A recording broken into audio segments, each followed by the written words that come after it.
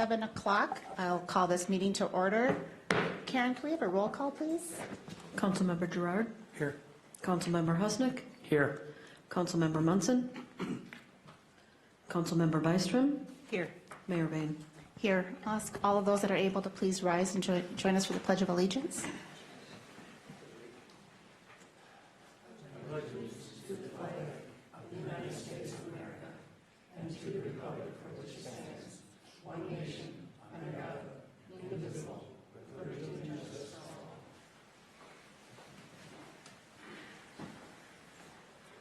Council members, you have an agenda up before you. I will entertain a motion to approve.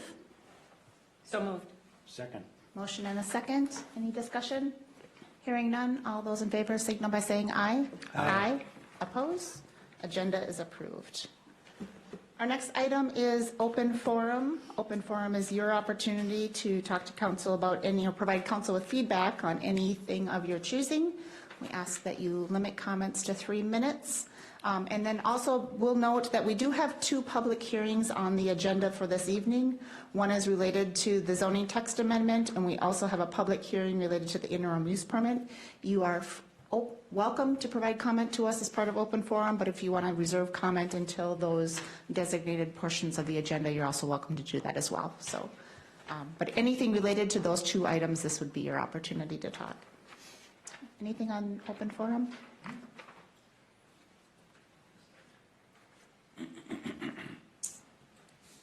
And we have 2 individuals on open forum this evening. First is Rob Rick. I could have you approach the podium.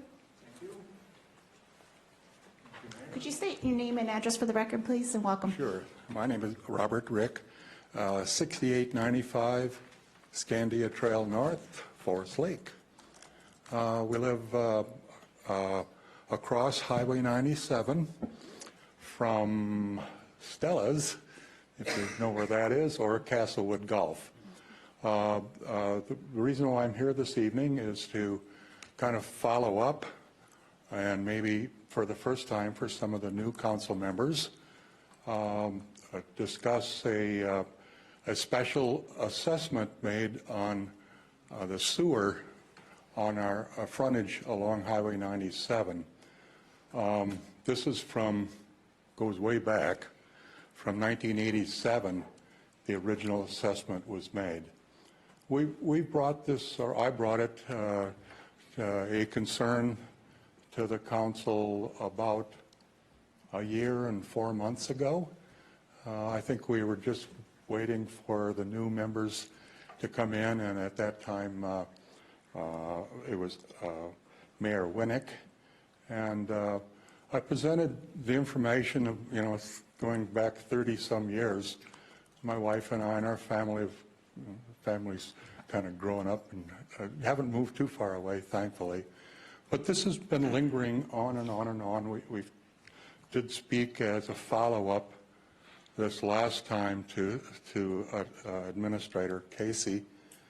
And at that time, like a year and 4 months ago, there was a kind of coming forward an agreement that the council had reached over maybe 3 or 4 mayors and over the years to freeze the nearly $20,000 tax assessment, which was originally $6,000 in 1987. We received no notification, none, of this bill, which remained hidden to us for 21 years, at which time in approximately in October of 2008, we were kind of at 8% interest. The bill had grown to $16,000, and having brought it to the council then, Steve Stegner was our mayor then. There was an agreement reached, and we have email and what we thought was an agreement at that time to grandfather in and defer this assessment at that amount. At that time, it was $16,000 until the property was sold. Now, 10 years after that, we received another letter from Forest Lake Accounting informing us that this would be in 2008. No, this would be in 2018. We received another letter then saying that, oops, this somehow or another has not been taken care of and not grandfathered in, not on the books. Now it's $21,000. So having met at that like a year and 4 months ago, Mayor Winnick assigned Administrator Casey to follow up, find some solution a year and 4 months ago, solution or resolution, some way to work with the citizens and find a way to work this through. Now we have and we met with Mr. Casey, my wife and I did, and at that time, a year and 4 months ago, and we received email back indicating that there was that the city was amenable to freezing it and holding that tax bill at 21 grand, and to find some way to get it solved. And then Administrator Casey was to report back to the council. Subsequently, that never happened. Now we're getting letters from attorney, I've forgotten her name, from the city attorney who's working now with our attorney, who, by the way, we've paid quite a lot of money already. We could have paid the original sewer assessment with what it's costing us over this last couple of years. And we still owe some money to the attorney. But we're asking now if there be some reconsideration, and maybe we can go back to that time when there was, like a year and 4 months ago. I know there's been a lot of turnover, but we're just asking that there be some reconsideration of this. And we're very willing to, we can pay, but we're asking for some terms. We can't pay all at once. I'm encouraged by the example set by some of our council members here on the ability to overcome some illness. And right now I'm working on it.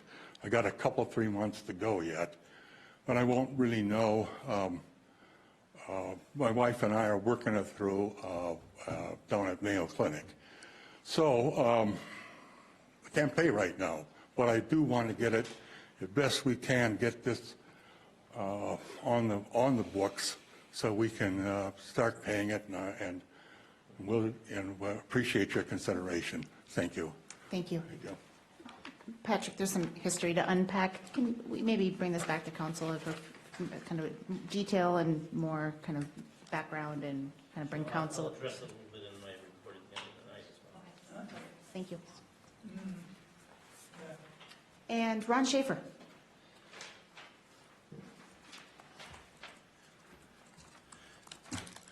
Ron Schaefer, Forest Lake.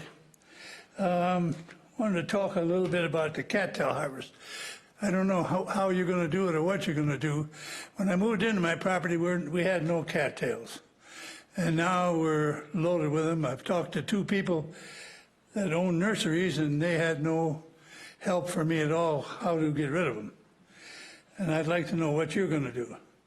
The other thing that I'd like to talk about is, and maybe this isn't the time, but I'll do it anyway, the compost site. I don't want to drive down to Hugo with my compost. I only do it a couple times a year, and I think it's far enough from my house where the compost site is now. I'd like to keep it there.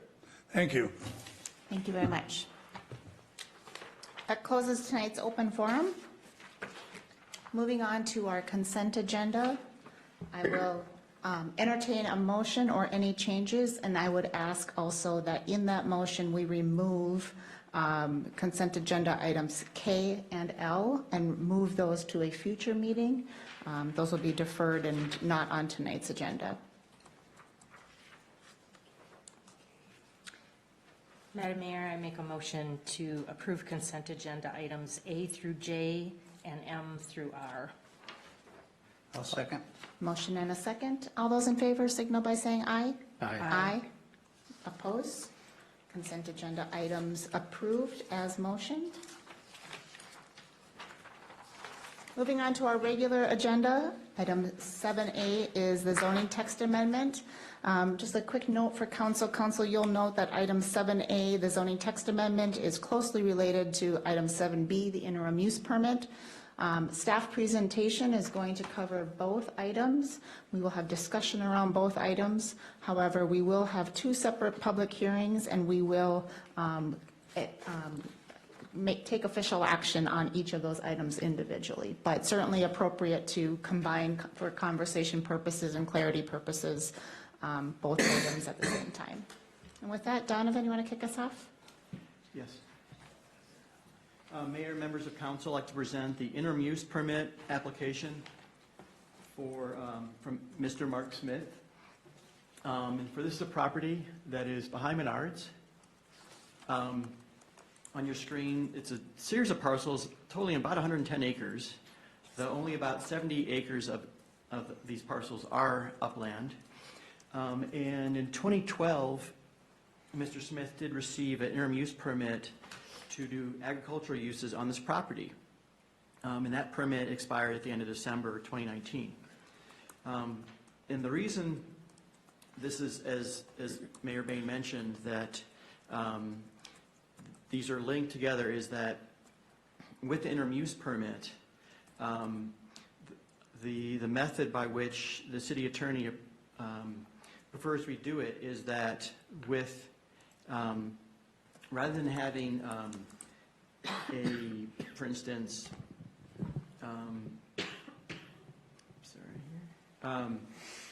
the setup where for interim use permits, it is just designated as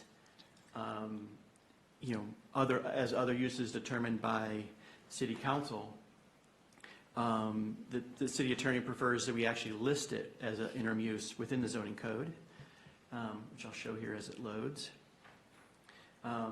And so you can see how here on F3, uses as determined by the Planning Commission and City Council. And so even though this is an application just for this particular parcel, we also, the application is, as a staff-initiated text amendment to consider adding the interim use for these zoning districts. The property itself actually consists of 3 zoning districts. The total parcels are here combined, surrounded by this green band.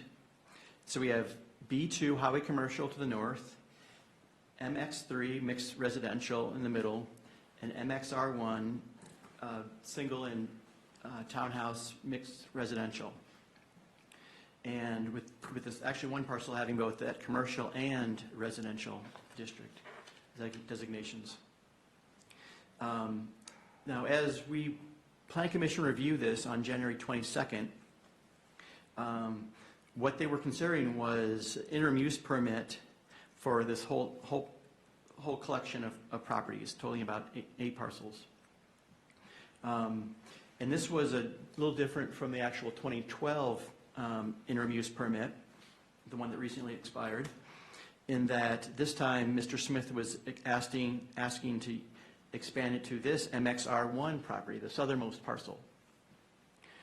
Is the staff recommendation at that time to deny in part the application so that we didn't have agricultural uses as a interim use within this MXR1 zoning district, because once it goes as a district standard, it's part of any property that's zoned MXR1, which is approximately about 16% of the city, just hundreds of acres.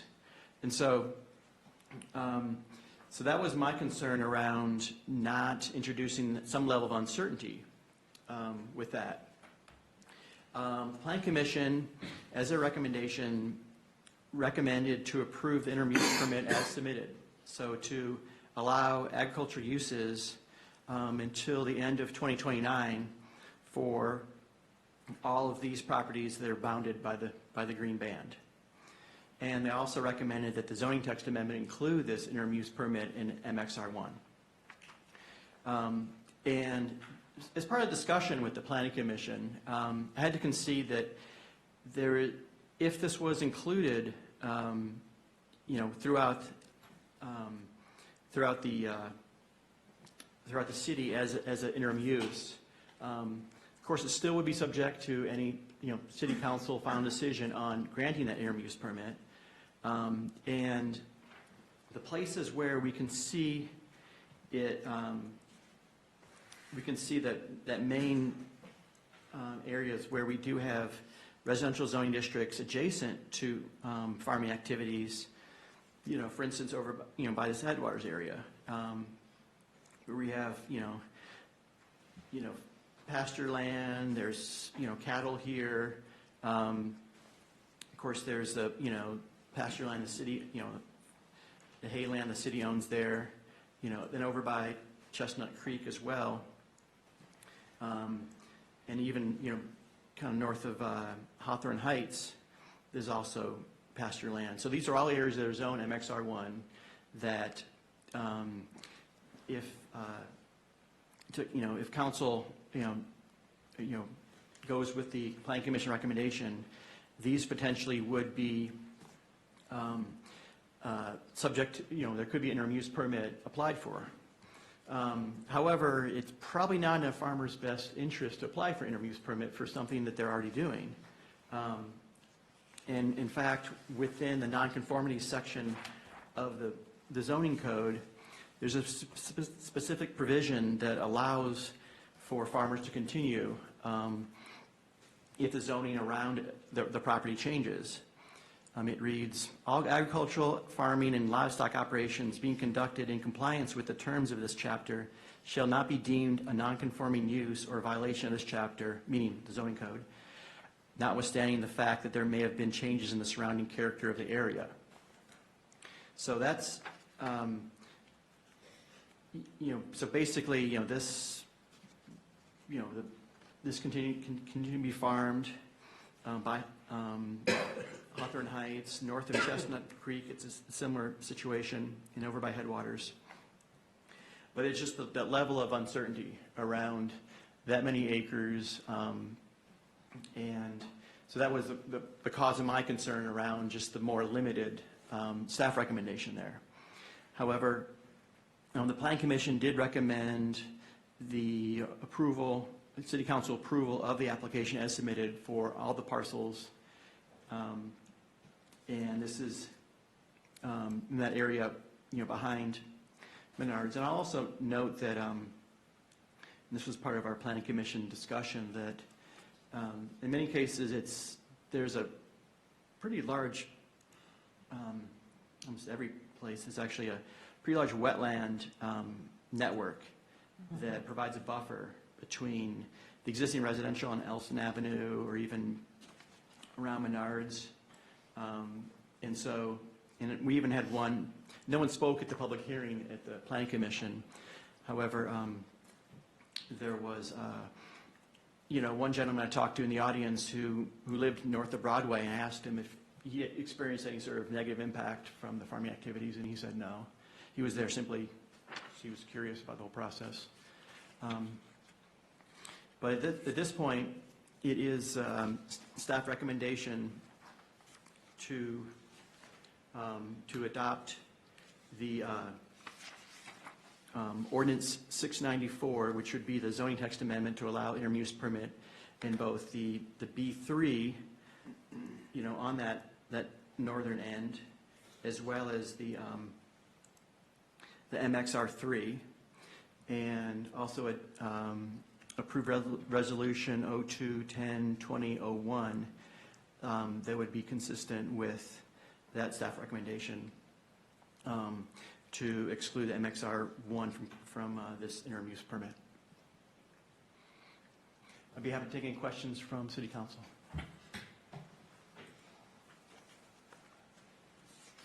When you're talking about an agricultural use, exactly what is that? That may sound redundant, but I want to know what we're talking about here. I have Yeah. a similar question. Yeah, the terms of the condition of the 2012 permit, which also is replicated in this current one, is a recommended condition, it's just simply for agricultural crops only. And actually, no agricultural buildings shall be built on the property as well. And currently, there are no buildings. Okay, so it'd be agricultural crops and not necessarily animal husbandry or anything like that. Okay. Correct. And is that defined, is that defined within the interim use permit property by property, rather than being defined within the zoning text? It's simply stated within the, as a condition, but it's not defined exactly what a crop, I mean, I believe it's self-evident versus. So the zoning text doesn't, spell out crops only. Oh, I'm We sorry. would do that property by property, is that what's proposed? No, I misunderstood. No, within the zoning code, there is, and this is getting back to the zoning text amendment, there is a definition of agricultural use. And that's what would be part of, a zoning text amendment, would be, allowing agricultural use, which is land whose use is devoted to the production of horticulture and nursery stock, fruits of all kinds, vegetables, forage, et cetera, and including domestic farm animals. So that's the total use. But at any point, to allow interim use permit, there can be conditions set forth that are more appropriate for that property. Excellent. And then to be clear, the interim use permit that's before us tonight, next agenda item, excludes any farm animals. It's crops only, correct? No, it does allow agricultural uses. But only crops. That would be subject to the individual application of interim use Correct. permit. Yeah, and so the application that's in front of, the interim use application that we're going to entertain next is crops only? Yes, I'm sorry. Correct, Yes. okay, That was the point I was trying to make too, so. okay. Madam Mayor, I'd like to hear it is a public hearing, Absolutely. and before we make any more comments, I'd like to hear whatever that may be, whatever the public hearing has to say. Perfect, very good. Before we open up public hearing, any questions from council to staff? Any clarifying questions? I have a couple questions, but I can certainly hold them until after public hearing. All right. Not hearing any further questions, we will open up the first public hearing this evening, and that is related to council's consideration of ordinance 694, which is the zoning text amendment. We'll open up public hearing. If anybody would like to speak, please step forward to the podium. Is there anybody that would like to speak related to ordinance 694, the zoning text amendment? Not seeing anyone come forward, we'll close this portion of the public hearing, bring conversation back to council. Before we open up the next public hearing related to the interim use permit, any other questions of staff? We'll certainly have opportunities for council questions afterwards as well. And All also, right. I'd like Go to, ahead, Mayor Bain, I'd like to Duncan. remind, the applicant is here also. Perhaps let's open up public hearing, and then we can have an opportunity for the applicant to speak. Okay. Certainly, thank you. Okay, we'll open up the second public hearing. Is there anybody that would like to speak related to interim use permit application for agricultural uses? And I'll ask one more time, is there anybody that would like to speak on the interim use permit before council? Not seeing anybody, we'll close the public hearing. And certainly, we'd like to invite the applicant to come forward.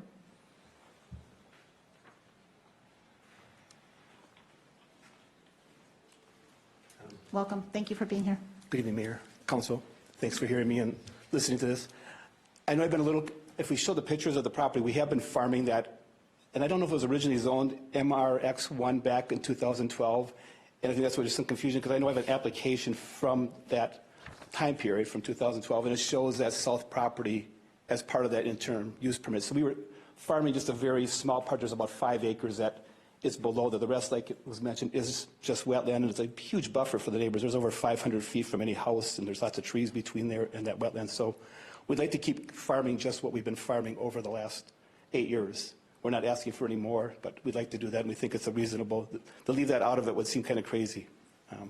That's basically my only comments. If you have more questions, I'd be happy to answer. Any other questions for the applicant? Thank you for being here. Okay, other questions from council to staff? Madam Mayor, being an old country boy, anytime there's a vacant piece of property that isn't being used for the intended use, I mean, I don't see anything wrong with the agricultural crops in it. I'd be a little concerned if there was some farm animals coming on board and that kind of thing, but I just don't see any issue with, as long as it's kept to agricultural crop farming. I just don't see an issue with it at all, for either one. Madam Mayor, Go ahead. I attended, the Planning Commission meeting, and it was a spirited discussion on this, and it really is tied not to this property. There's no reason not to do it on this property because it's isolated, as the applicant stated, and there are buffers that are required. So the question is about the rest of the city. Yeah. And the reason the Planning Commission voted in favor of changing it in the MXR1 also was that the odds of somebody converting their land into cropland in this day and age was probably pretty slim. That was the thought process behind it. If it's not farmland now, it is likely going to be sold for housing before it becomes farmland. So they said that the risk seemed fairly minor. However, that being said, the city does make a valid point. It does open up to all areas. But really, when we look at this first ordinance of changing the text amendment, it almost seems to be a little behind. It should be the second one where we decide whether we're going to allow it in the MXR1, and then this should be corrected to allow it in the MXR1. So to me, it seems like they're a little bit backwards. I didn't catch it on the agenda until just now. So that's my comments. Very good. Thank you. I also watched the Planning Commission meeting and also appreciated their context, and I think they had a lot of great discussion around the purpose and also a lot of good discussion around the fact that a lot of times agricultural is the interim use. So a piece of property is held for future use and future development, and frankly, there was a lot of examples given where the agriculture actually keeps that property ready for development and, certainly keeps from invasive species taking over and kind of keeps the land in more developable state, which is something I think would be something we should be encouraging.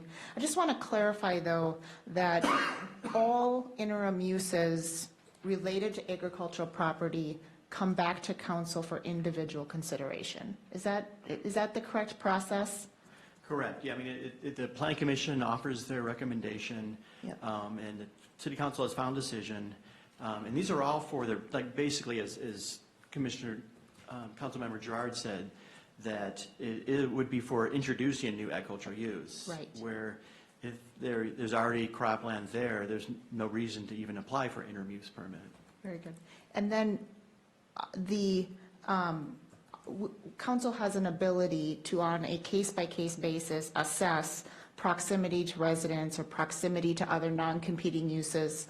And we have an ability to, kind of on a case-by-case basis, approve or deny those interim uses based on natural barriers, some of those factors that we would have that make this case perhaps favorable, but perhaps, an application that may come forward in the future, we would have the ability to deny if those same conditions weren't met.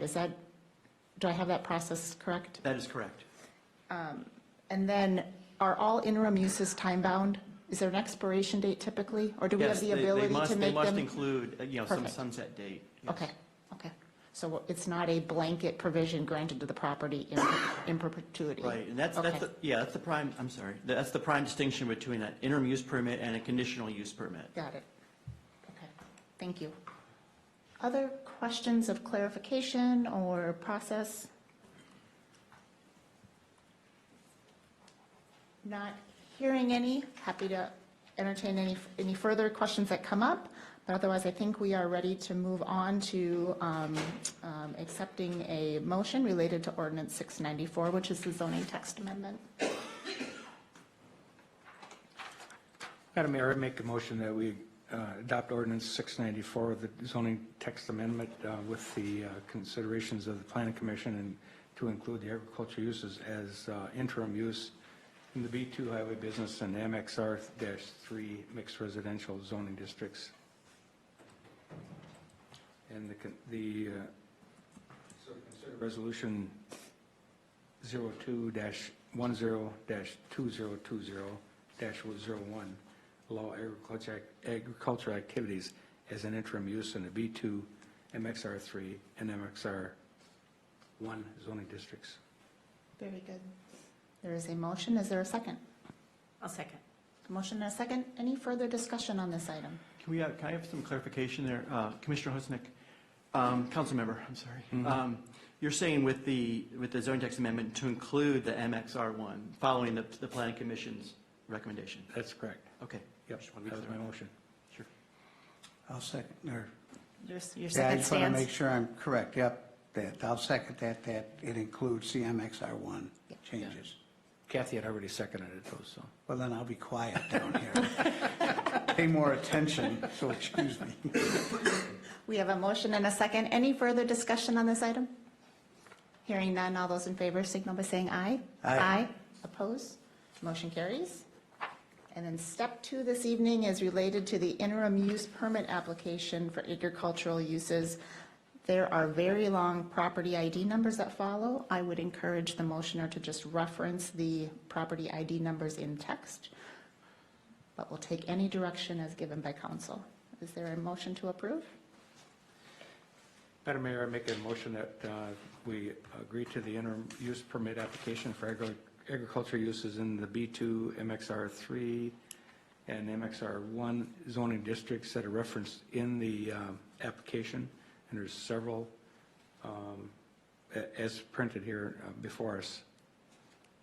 Very good. Second. Motion and a second. Any further discussion on this item? Yep, Madam Mayor. Absolutely. And with including the MXR1, I believe there's one property identification missing. The fourth one down is the one zoned MXR1.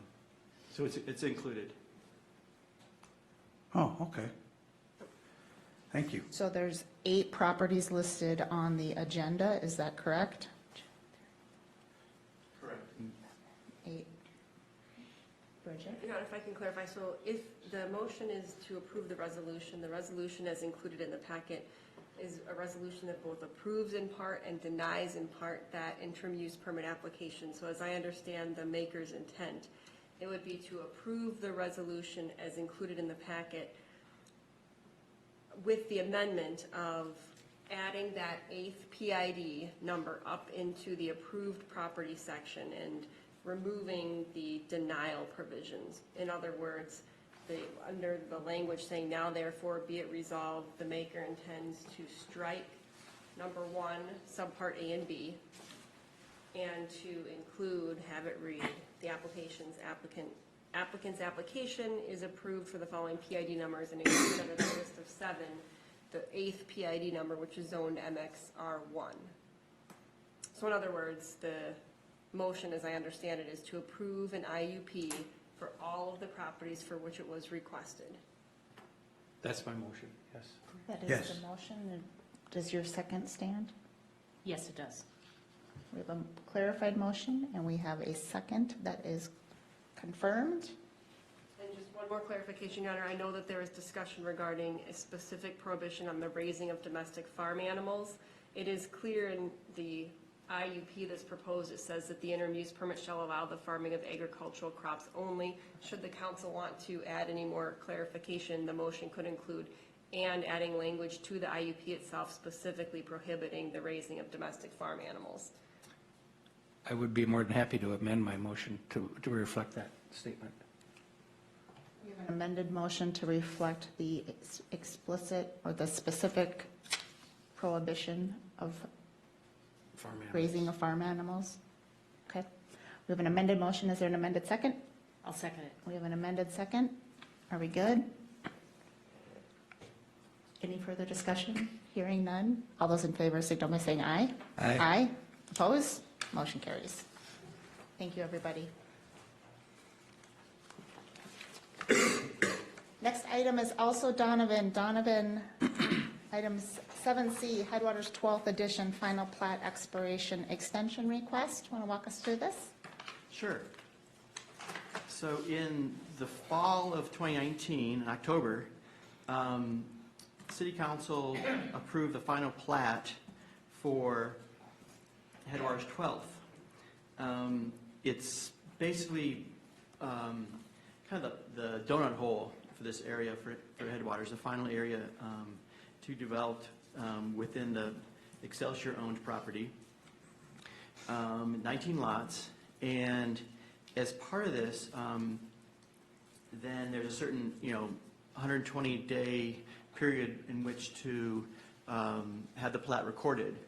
And the city, as part of the practice, is to execute a development agreement, collect the required financials prior to releasing that signed plat. And the developer has requested an extension of that 120 days, which is allowed within the zoning code, until June 26th of this year, to allow them time so that they're actually, submitting the required financials about the time when they begin construction of public infrastructure, rather than having the city hold that money during this, winter and spring months, early spring anyways. And this is something we did, actually had a plat extension for Headwaters 11th as well. And I don't see an issue with that since the approval's already continued and it's already been made. They're working on some final construction plans as part of the public infrastructure for Headwaters 12th. And the staff recommendation is to approve this extension to June 26th. Thank you, Donovan. Any questions from council of staff? And hearing any, I will entertain a motion to approve. Madam Mayor, I'll make a motion to approve the applicant's request for an extension to record the final plat for Headwaters 12th Edition to June 26, 2020. I'll second it. Motion and a second. Any further discussion? Hearing none. All those in favor signal by saying aye. Aye. Opposed? Motion carries. Next item, CCTV television unit purchase approval. Dave. Good evening, Mayor and Council. I'm here tonight seeking council approval to purchase a Rover X televising system. The 2020 approved budget allowed for the purchase of this piece of equipment.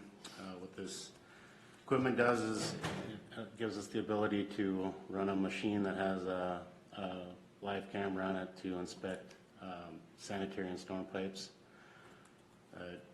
Right now, we clean all of our pipes every 4 years, but we really don't have any idea what our pipes look like. We can say we cleaned them with water, but we don't know if they're falling apart or if there's issues.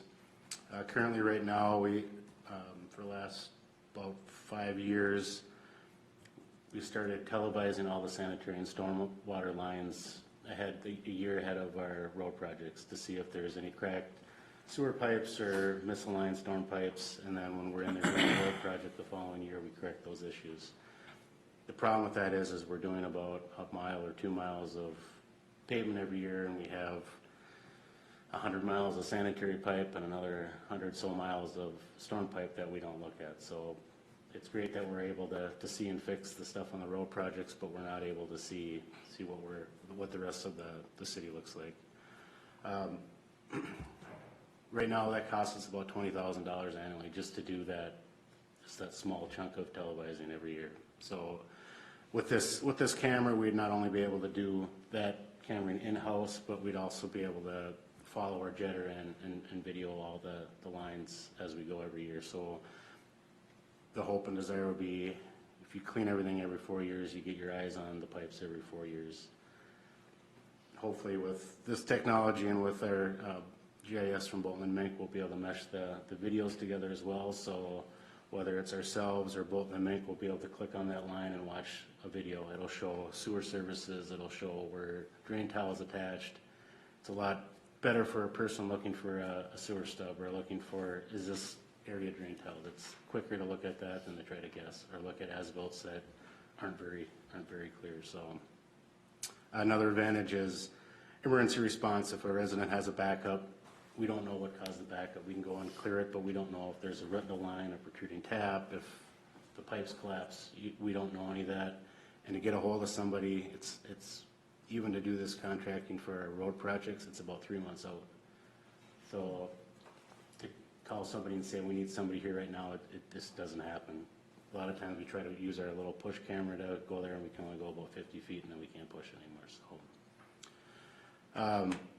I attached some of the pictures to the memo. That's basically be inside of a Ford Transit van. It has a little office space in there to enter all the data, and then in the back is where the camera is housed and the operations. This picture is actually from the city of Mounds View. They purchased one last year. They like it. I came from a city that had a big cube van, and it's just way too big for parking out in the middle of a street, and to be able to get into small areas. It's great for, you got a lot of room to walk around in there, but it's just for traffic and for staying out of people's way. It's better off to shrink yourself down into something smaller. Let alone it's cheaper to get in a vehicle like this than a big cube van. So, but we were budgeted approximately $180,000 for the purchase. This comes in at $176,633, so under budget. I'm just here tonight seeking approval to make that purchase and answer any questions you would have for me. Questions for Dave? Dave? Oh, go ahead. I was just going to ask if this equipment records everything. I mean, it's for future looking at it, or Yep. it's just a kind of a one-time deal? No, it's real-time video, and then as you go, you make notes on it. You'll say there's a service to house, whatever. You'll go with your map, and you'll know, say if you're driving on North Shore Drive and there's address 600 right there, you'll be able to type in there that this is the sanitary service for 600. You'll take a picture of that service. It'll mark your footage from the manhole. You go, and if you notice a crack in the line, you can take a picture or a video of it and then document that down. It'll save the video, but you'll also be able to print out a paper report of each line. So you'll be able to say, I'm going between 2 manholes. You can print it out, and it'll show all the services, the footages, and all that. So, and where it would come in handy with GIS, like I was saying before, once we get that to convert over, you'll be able to click on a line in GIS, and it'll play you the video of you driving through it. How far will it reach in one shot, Dave? The reel is 1,000 feet. Oh, wow. So you should be able, typically you should be able to get through 3 manholes if it's straight shot. So you can get a lot of footage done pretty quickly. The first time through will be the longest because you'll be marking all your taps and all that, your services. But as you go around the first time, that'll all be marked. Then you're just visually inspecting, to make sure everything's clear, and if you see anything out of the ordinary. Dave, you reference budget, and this is part of the capital equipment plan for 2020 and in budget, and this is in line with what was budgeted. How about from a staff perspective? Someone needs to drive the camera and all of the staffing considerations. How does that fit into staffing plan?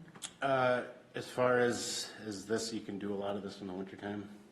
It's a heated vehicle. It's temperature controlled on one side. We're doing the recording, so you're outside getting in the manhole, and you might be a half an hour, 45 minutes walking through the line.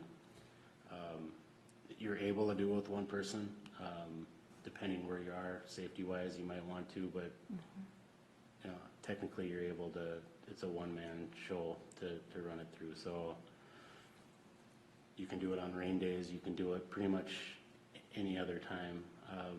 The utility staff is building in right now. There's not a lot of stuff going on in water and sewer. It's just there's no construction going. There's no appointments. So this is when you take advantage of doing a lot of your televising work. And then is there any training or technical expertise that's needed to be able to be ready to operate? Yep, there's quite a bit of training, but it comes, with this price, it comes with training. So they come out and they train you to run it, and they'll be with you the first week or so to train everything through. It's basic, it's kind of weird. It's a big iPad is what it looks like with 2 joysticks. So you do all your driving and your camera work and with your thumbs, and you tapping on the touchscreen doing all your recording. So it's come a long way from when I used to do it. It was a lot of, I mean, it was a full computer setup, and this is just pretty easy now. And then time to build, I'm assuming it's less than a fire truck. We'll have this yet this year, or what would be your delivery date? It's in queue if it were approved and ordered. It's only a 2-week build out. Okay. They have transits in stock, and it's just basically whenever we hit the queue. I would assume we'd have it by, I'm planning on doing the televising for next year's road project with it, so I would assume by summertime that we should have it. So they have the technology, it's basically just putting it all together. They don't put them together until you actually make that order. So. I think you kind of answered this, and Mayor Bain asked the question around staffing. It sounds to me like you're not only using this for problem detection within the lines, but also for more of a kind of a proactive, preventative approach, so you're able to detect maybe issues early, or if they lead to a problem, you have a sense of you know, what may be going on there. So what is your plan? Am I correct on that, Dave? Yeah, a little bit of both. MPC also counts televising as jetting, as cleaning the line. If you run a line with your camera and it's clear, you can check that box as that it was done. So you can, if in the winter you don't have snow and you don't have a lot of things going, you can do 10,000 feet of sewer televising. That would free up more time for jetting. You could cut that back. Okay. So it's kind of, it works both ways. Okay. So I guess my second question is, and what is the shelf life, for lack of a better word, on this technology? Do we, you know, obviously this is a pretty significant investment. You don't want to have to be looking at upgrades in a year or two, or, you know, so what is the Yep. shelf? So your tractor, the thing driving it back and forth and all that is separate of the camera and is separate of the box, you know. So the tractor is, I mean, you're talking as long until it doesn't quits working. The camera are upgradable. It's all HD, so until they come up with something greater than that. And then the software itself is upgradable. The older televising vans, once that became unsupported, then it was, once it fell apart, but the newer technology is, they guarantee you that when you buy that piece of equipment or that software, that as long as you own it, they'll support it.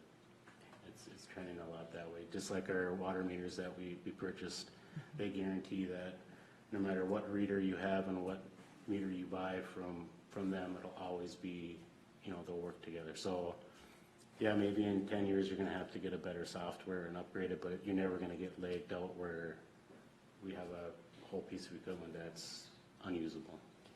So you expect to get some significant use out of this before we would need to be upgrading or replacing, or?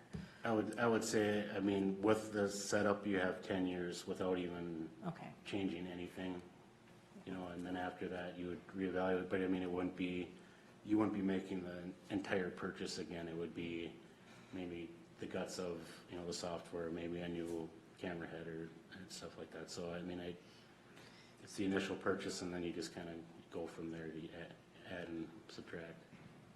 Well, and that's helpful to me because it, you know, if we're getting 10 years, it's a pretty significant price tag, but if we're getting 10 years out of this, you know, investment, and we're spending 20 a year, 20,000 a year, we'd be spending, you know, literally 17,600 a year, versus 20 for a lot less, you know, it kind of puts it in context and makes more sense for me. So. And just the van itself, I mean, your equipment policy is 10 years, 10,000 miles. Unless there's horrible mechanical issues, I could see you getting 20 years out of this van because you're not going to put a lot of miles on it. Mm-hmm. Okay. You know, so as long as it, you know, it's not a lemon, you're probably going to extend the life of just the van itself. At some point, like I said, you might have to replace the guts of it, but you're going to get a lot of use out of it. Any other questions? And if none, I will entertain a motion to approve. Madam Mayor, I move approval of the purchase of the Envirosite Roworks system for $176,600.33. I'll second. Motion and a second. Any further discussion? Hearing none, all those in favor signal by saying aye. Aye. Oppose? And motion carries. Item 7E is the Water Treatment Plant 2 rehab, authorizing plans and specs. Ryan, do you want to walk us through? Mayor, City Council, in your packets is the request to authorize preparation of plans and specifications for Water Treatment Plant 2 rehabilitation. The funding has already been encumbered through bond proceeds. As also identified in the city's capital improvement plan, the city has budgeted $1,160,000 for this project. Within the council packet is a preliminary cost estimate of all the items that will be corrected, repaired, or improved part of the rehab project, and then an anticipated schedule. With that, we request that the City Council authorize preparation of plans and specifications for Water Treatment Plant 2. Any questions of Ryan this evening? This is one of those projects that's been long overdue, and so we certainly need to find out what it's going to cost. Absolutely. And all we're doing is asking for, to move ahead with the authorization of plans and specifications, so I'll make that a motion. Madam Mayor, to authorize the plans and specifications for the water treatment plant number 2 rehabilitation. Very good. Motion, is there a second? Second. Motion and a second. Any further discussion? Hearing none, all those in favor signal by saying aye. Aye. Oppose? Motion carries. And item 7F is water meter replacement project, change orders 1 and 2. Ryan, do you want to walk us through these, please? So Mayor, City Council, in front of you is change orders 1 and 2 as part of the water meter replacement project, which you never want to hear the word change orders, but this will be a favorable one here in this circumstance. Portion 1 of change order 1 was just a minor change to some of the contract requirements. That was known before the base bid. That was gone through review of Public Works, Engineering, and City Attorney staff, so we knew that was coming regardless. That has no change in the price of the change order. Public Works and Engineering were working with the bid on how we could extend potentially farther on base and still stay within the existing budget that was allocated part of the bond proceeds. By executing change order 2, we're deleting the materials, including the sales tax, which basically then makes the city the purchasing agent and will purchase them directly, which the savings in the tax exempt purchasing portion of that allows us to award the project that originally included all the meter heads and will still come in under net savings of $5,900. Plus, it also makes the supplier themselves do all the installation, therefore not holding up Public Works times 2. So it's kind of a no-brainer and a result savings of $5,900. So it's our request that the City Council award change order 1, which was has no price implication on the project, and then change order 2, which basically allows the city to purchase the materials directly, therefore avoiding taking advantage of the tax exempt purchasing stuff. So now we're getting everything that ultimately was in the scope, but saving $5,900 now. Thank you, Ryan. Any questions of Ryan? Hearing none, I'll entertain a motion to approve.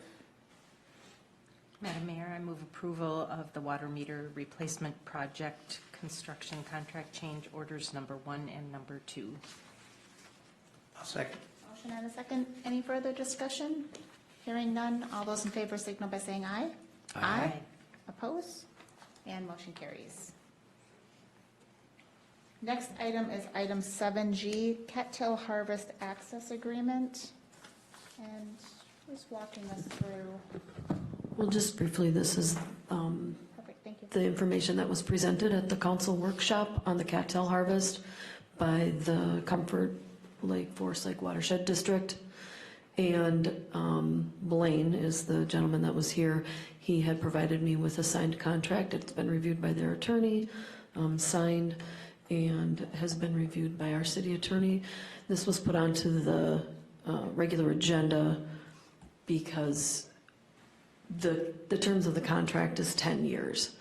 So to consider reviewing that idea that it's a 10-year contract that's allowing them to have access to city property for that length of time, if council's okay with that. But it was put on here for any discussion if you wanted it. Thank you, Karen. Yep. So this is just to jump in here, in my mind, a pretty straightforward agreement and a project that overall I support. I do get nervous on the 10-year contract timeline. Was there a reason why they needed 10 years? It's still unclear. Wasn't really specified. Is there a suggested language, perhaps, Bridget, that you would suggest related to cancelable upon, even, cancelable at certain intervals with, 6 months' notice or whatever that might be appropriate? Has there been conversation with the Watershed District around that language, or is it kind of up to council to suggest? Mayor, members of the council, there hasn't been any correspondence between my office and the Watershed District. We've talked internally at a staff level regarding the duration of the contract, and I don't have I have no more specific information than it sounds like the rest of the council has regarding the 10-year term.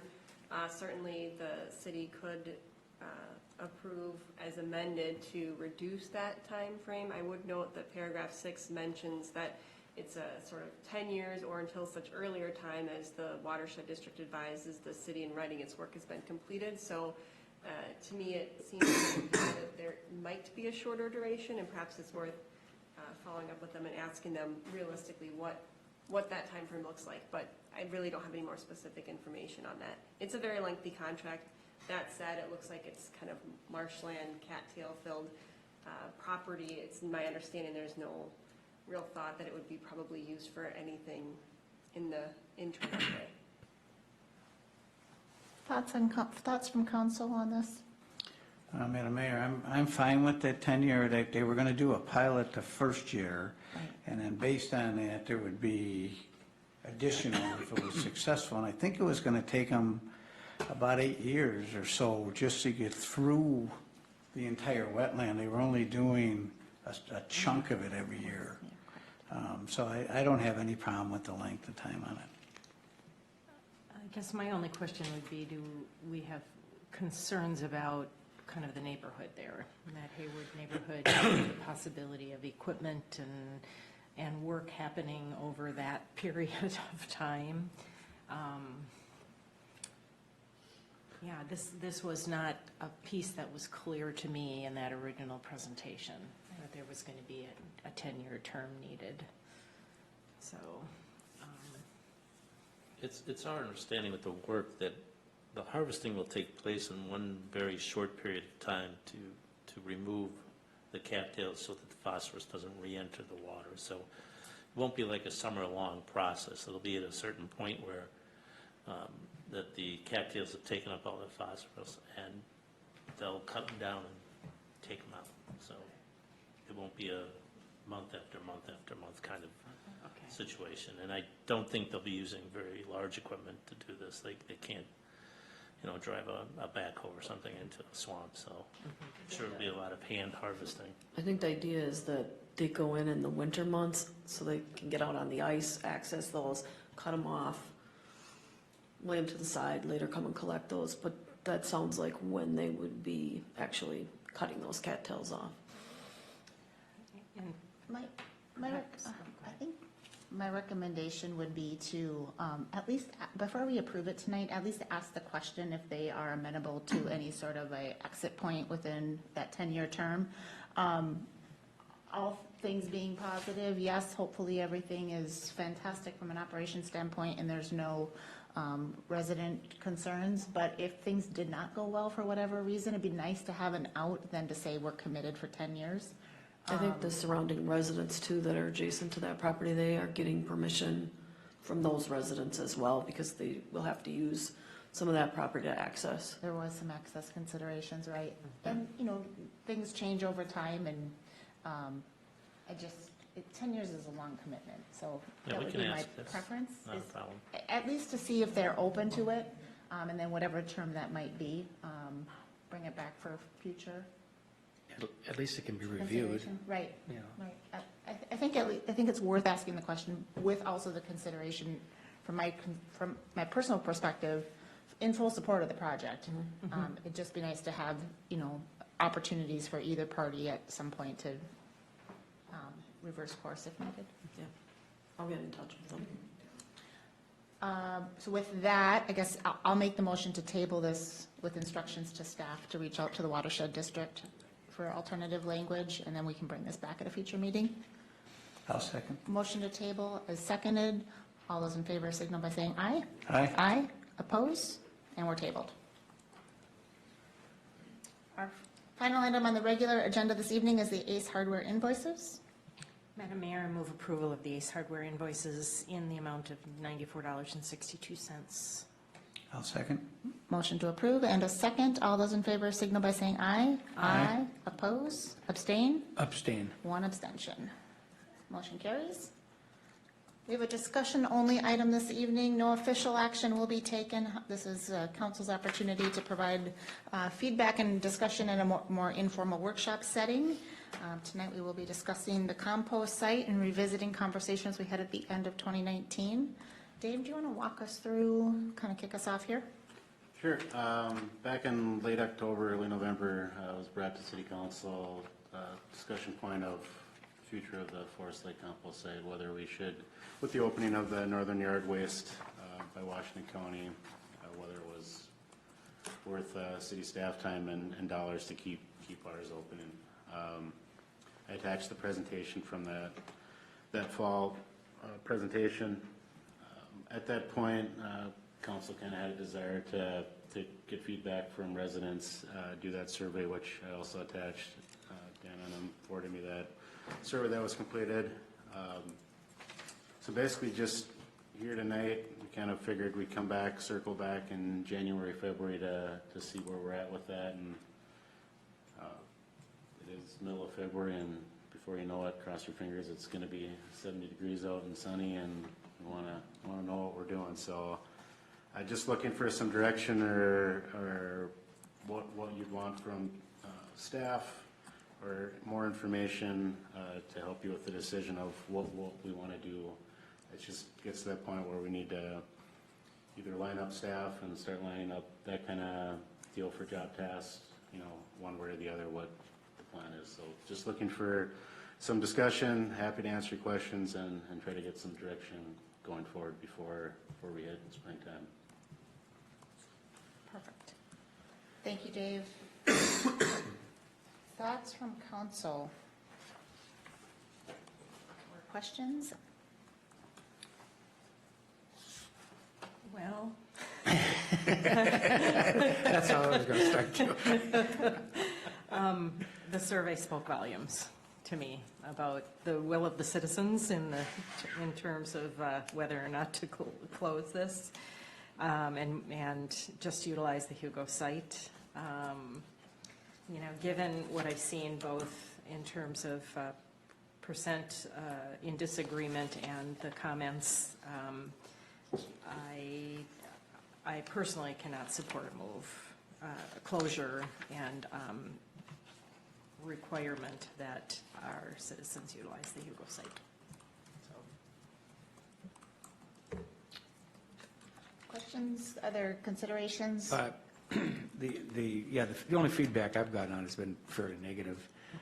Just to let you know, I originally I did think it was a good idea because of the fact that we were trying to save some money. Simple as that, and wear and tear and all the other things. But the thing of it is that with the other compost site available, there might be less of it at our original site, and maybe we can consider that too.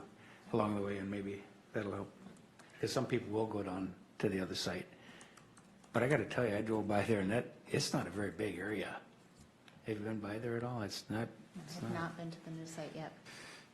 Boy, looking at the brush pile we have there at our site here at home, going, I don't know where they'd put it there. I really don't.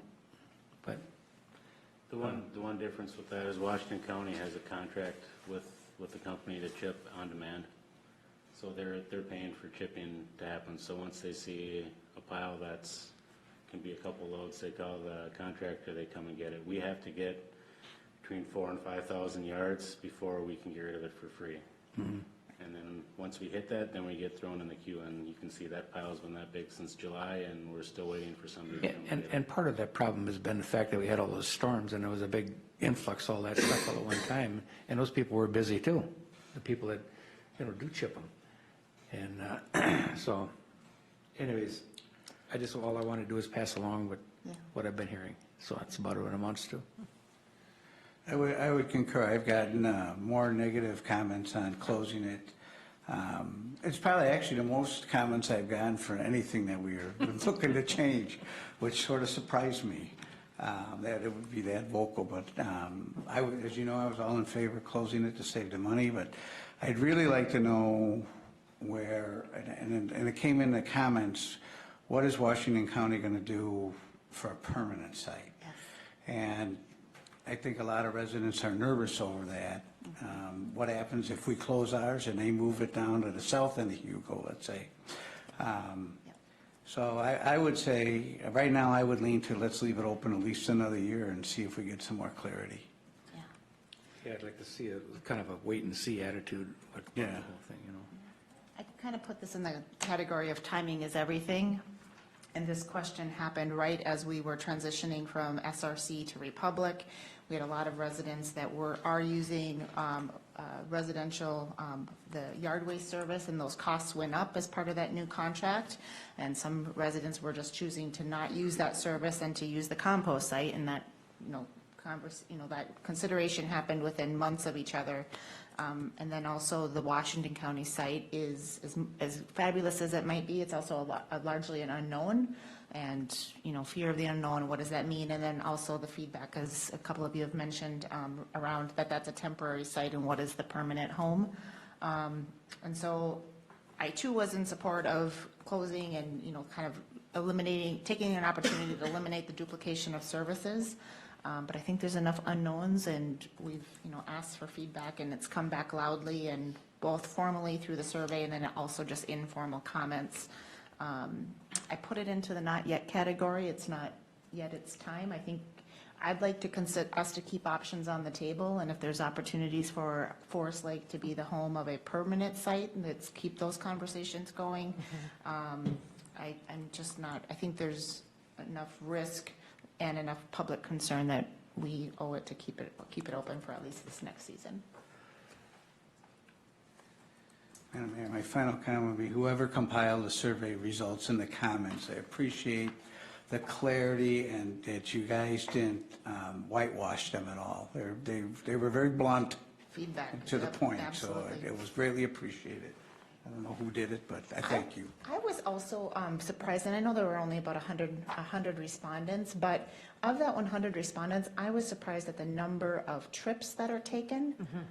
There is a good portion of individuals that are using that compost site, multiple times per month, and that was good feedback. Kind of quantified some of the anecdotal feedback that we were getting. I guess as staff, as you hear those comments from us, any strong arguments against or things that we should be considering before we kind of put this to bed for the near term? No, I would just agree that I would love to be able to try to pursue a more permanent solution on the north end of the county. I know we've had some conversation around that minimally, but I would really be in support of doing more formal exploration of feasibility on that issue. The only risk I see is that if we keep our site open and Washington County stays open, that we pull that amount of material that goes to that site, and they will move farther south because they figure, well, if Forest Lake's going to keep theirs open, we'll head Stillwater or White Bear Lake or Montemita, and then that opportunity is gone. That's the one thing I see would be an issue, is that they figure we stay on, then they don't need to be up here. Yeah. I think that is a risk, and I think part of how we counter that is by keeping the conversation about a permanent site open, and what does that partnership look like? So, okay. Anything else before we move on? Hearing none, let's move on to staff updates. Dan. Mayor, members of council, just a couple updates. Just want to remind everybody that next Tuesday, the 18th, is the joint Airport Commission City Council workshop. I'll get the invites out to the airport hangar owners tomorrow. I have an email that I'm drafting, so inviting all the airport hangar owners to attend that workshop. That'll be held here in the community room upstairs, so instead of being in chambers, it'll be upstairs in the community room next Tuesday. Then also on the dais, I placed there a copy of the draft City of Forest Lake editorial calendar. There was a request during the workshop for kind of a up-to-date what's going on in the city's communications front. So this is a draft of the editorial calendar where we basically looked at what's going on the website, Facebook, weekly email, and then kind of breaking that down by post type. Still kind of tweaking with the overall format. I want to make I'll probably make some additional additions on here so we can start tracking what type of posts track better. But we do have the final column over there which talks about the post reach. So we can start tracking what's kind of successful with our audience. At the end of the year, we can start to take a look at what type of posts are the best for us, and we can maybe start to get some, basically direct more traffic into that direction. Also looking at page growth, that type of stuff. But this is a starting point. What I will do with this is probably either every other, at the council meetings, just provide an email out to council saying, here's kind of what's coming upcoming. Also will include content as I can on these as well, so you guys can start to see what the actual content is on Facebook. So if somebody's asking you, I saw this on Facebook, you can go to this editorial calendar and see what's upcoming. I will also add, I noticed it's not on here, but if something's going on the city sign out front, I will put a city sign. If there's a, for EAB, for example, I can get a slide made for out there, I'll get that in this as well. So kind of a snapshot of what's going on the communication front for right now, but I'll continue to update this throughout the year. That's great. Thank you, Dan. Chief Peterson. Yeah, Mayor and City Council members, good evening. One item that I wanted to bring to your attention, I told you late last year that I was going to give you a synopsis of our calls for service from comparing 2018 to 2019. As you know, in the middle of 2018, we implemented the Washington County Sheriff's Office new record management system. I just wanted to give you an update that in 2018, our department handled 18,065 calls for service. And in 2019, we handled 20,522 calls for service. So quite the uptick. Now, I'm still kind of learning the system, and we are.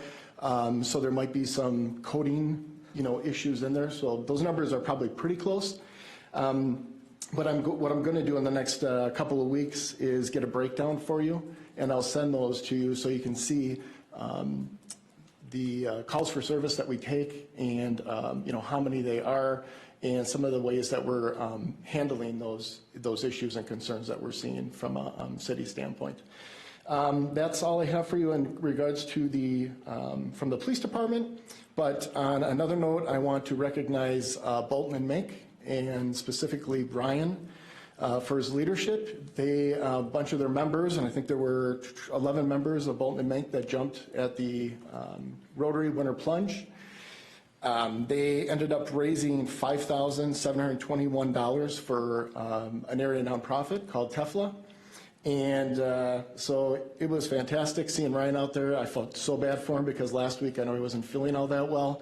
But he was a trooper. He led his team out there, jumped in the lake, and raised a bunch of those funds. But the Winter Plunge was held by and hosted by the Forest Lake Rotary Club, and it went well. Numbers were down a little bit, but it ended up being a safe event. And I also want to thank Dave Adams and Public Works and his crew for helping us out, clearing out some areas in the Lakeside Memorial Park, the sidewalks, so everyone had a safe walk out to the lake. So other than that, if you have any questions for me.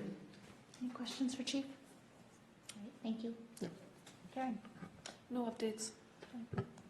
Patrick? Spent this afternoon at the Capitol talking to our representatives regarding our bonding bill, trying to help have them convince the legislature to include any one of the three requests. I think I mentioned earlier that the governor's office did not include it in their recommendations. So that was positive. We also asked the legislature to write and pass special legislation that would allow us to have a liquor license at the golf course. Right now we have a 3-2 license, and what we have running into is that the manufacturers are not, they're going to slowly phase out the 3-2. So we will need a different way to sell liquor, beer, and wine basically on the golf course. So we asked them for a special legislation. So we gave them a language of a bill, so they were positive along those lines as well. Speaking of the golf course, we are still working towards a solution towards the golf course for next year. There will be golf. It just may be a little less organized or something. We'll get there. We're talking to another vendor tomorrow to see if they're interested in operating the course. And finally, earlier it was mentioned that we had not responded to an issue with the citizen. That's nothing further from the truth that we did. The last time we talked, there was a framework and an agreement to address the situation as was mentioned, and left to the attorney's offices on both sides to come up with a formal agreement, being that I'm not going to write a formal agreement for that, and so that the council could approve. And basically communication had broken down. To be honest, I think it was more on the citizen side than it was the city side, and if Bridget wants to add anything in her report, she can. So that's the situation. Thank you. Any questions of Patrick? Bridget? Thank you, Mayor and Council. Just to provide a little more additional context, as Administrator Casey noted, I have been in contact with the citizen's attorney since the fall of 2018. There was sort of a broad idea of a framework for an agreement that was tossed out around November, December of 2018. Nothing was finalized in detail, so steps were taken again over the summer to move down Path A, which would be trying to certify the deferred assessment, which was deferred under Green Acres status. Property's not been under Green Acres deferral for some period of time now. That letter then spurred the attorney to reach out to our office again. I spoke with the attorney 2 weeks ago and was expecting by Friday of this past week a proposal. And in fact, this afternoon, before this meeting, about 4:30, I'd emailed him and just asked what the status of, I need some details from the proposal before I can put it into a legal framework. So communication is ongoing, and I would anticipate with the presentation tonight that the attorney will probably be reaching out to me tomorrow. Thank you, Bridget. Any questions of Bridget? All right. Brian? Mayor, City Council, I don't know if it's reached this level yet, but the Met Council has found the comprehensive plan complete and will proceed to 3 meetings scheduled in March. 99% of the time you get to that point, you just got to go through the process now, and then that would then align us up to bring back one final public meeting to adopt the plan for the next 10 years. So, County stated Highway 33 or Everton Avenue from Broadway down to the bridge. Washington County went through a consultant selection last week. I don't know if it's public yet until it goes to a board meeting and they negotiate a contract, but with that, we should anticipate probably public engagement starting in May or June of this year with that project. That'll be a 23 construction project. Goodview in 97. So, through very close collaboration with the city and MnDOT working together on this project, and us, taking our punches and the constant red lines and the requests, but the constant persistence on our side, we have now obtained another $390,000 from the state of Minnesota. So Excellent. For going towards the project. Lowering our local share? Yeah, it directly Excellent. impacts the project, local share, that would have been our responsibility, so Excellent. Excellent. that's 390,000? 190,000. Well done. Wonderful. Well done. So that was a home run. Yes. Hard-fought dollars. So that's all I got. Very good. Thank you. Councilmember Gerard. No updates. Very good. Thank you. Councilmember Beister. Just a couple things, mostly related to citizen communication around the Jamie Jensen Development Project, and quite a bit of ongoing citizen communication around Castlewood. Some of it very solutions-focused, and I think maybe some of our answers to kind of get the ball rolling may lie with some of our citizens who are really anxious to see what they can do to help. So I'm going to direct them your way. Absolutely. Administrator Casey, they just really would like to ensure they have a season. Absolutely. And one gentleman in particular, who I believe is retired, has some time and, would really like to do what he can to help out. You're more than welcome to talk to him. But the communication's been very positive, and they want to know they have a season. And so I'm not sure if we can do anything from the city perspective, communication-wise. I don't know if we have mailing lists and that kind of thing, but it might not hurt to, just reassure folks that we're working toward a solution. Yeah, we've asked for the mailing list of the memberships and the leagues, with the intent to send out a letter saying there will be a season. We just give us some time and we'll figure it all out. We're behind schedule. So, all right, I will send these individuals your way. Please. Councilmember Husnick. Thank you. I attended the school board meeting, which took place last Thursday at 7 p.m., and they go through a lot of things that we go through too, with their student achievement, which was first, and then reports all the different liaison officers at, the workshop conference, the 916, communications, curriculum, policy committee, finance committee, staff welfare, and all those. And so those are all reported on, the same as we do with our liaison committees here. And they have their, and then the donations, of course, they accept donations.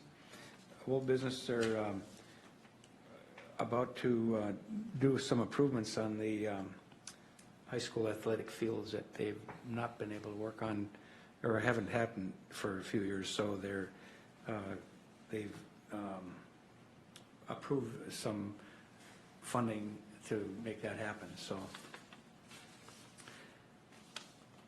also there was a new contract with Dr. Massey. He is going to be for the next 3 years. His raises are going to be commensurate with just about everybody else that we've been dealing with. It's about 2% each year, that kind of thing. So that was easy one to get through. So other than that, it's nuts and bolts stuff. And I think that was about it. That's really important. So. Very good. Thank you. Mm-hmm. Oh, and then I did attend. I do serve on the EDA with Mara, and I'll let Mara explain what happened there tonight. So. Yeah. Just two quick updates from me this evening. EDA meeting was held right before this meeting. We had a presentation from Washington County CDA on the Open to Business program, and just anybody who's interested in learning more about that program, I would encourage them to go back and watch that meeting and get those meeting materials. It is a robust program that is provided free of charge to new and existing businesses in Washington County. It is essentially free consulting and access to loan funds, and their mission is to help support new and growing businesses in Washington County, and there's just a robust tool set that's provided and just great information. So I have some more, I have information here. They also have office hours here in Forest Lake periodically, 2 times a month. They are planned in Forest Lake, and it also will come wherever they're needed to help provide assistance. So it's a great resource that is underutilized. And when I asked what can we do to help, helping to get the message out was the number one ask of us. And so certainly opportunity for our content calendar, Dan, to be updated and provide information of just kind of constant communication of what are the services they provide. And it's a great tool for economic development in Forest Lake. Also, Commissioner Miron was here and took an opportunity to give us a county update. The county is going into, starting tomorrow with their county board meeting, and for the next 3 meetings, a series of public hearing comments related to their considering an additional 25% sales tax to support specific road and bridge infrastructure within Washington County. This will be the first time that they have used dedicated sales tax dollars for that purpose, and they have a robust public hearing period, both at the meeting that is tomorrow, and then there's 2 additional meetings that they have scheduled public comment. They also will accept public comment in writing if we wanted to send that in, or somebody wanted to send that in. And there is a robust kind of explanation of why they are considering this move, how those funds will be utilized, and also will note that there are Forest Lake projects on that list. And so if anybody wants some additional information, that is part of the meeting materials that will be posted online tomorrow for Washington County. Specific for Forest Lake related to that request, they would be happy to entertain a resolution of support if Forest Lake wanted to prepare a resolution of support. So I would say, council members, take a look at it. If that's something that you want us to consider, happy to bring it back. Certainly it would require consensus of council if we were to head down that path. And I'm happy to entertain that if that is some direction that council wanted to take. Again, it would support Forest Lake projects that are Washington County roads and bridges. Also of note in my conversations that we've been having in this partnership with Forest Lake Area Schools and the YMCA related to the Everyone Belongs project and the next steps related to the Equity Innovation Center, those activities that were thought to have scheduled to take place at the end of this month through April have been moved to the fall. There was some concern that we perhaps did not have enough time to get the word out and to get a robust participation list and commitments from a large number of folks that we want to have at that meeting. And so recognizing these things can either happen in the spring or they happen in the fall. There's kind of 2 times in the year to kick those off. We have decided to allow more time to get more people at the table, and we'll have a more thorough process in the fall. Same process is considered, same commitments. We're just looking at a September kickoff rather than a late February kickoff.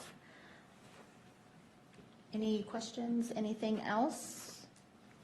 Hearing none, I will entertain a motion to adjourn. A motion to adjourn? Second it. We have a motion and a second. All those in favor signal by saying aye. Aye. Oppose? And we're adjourned.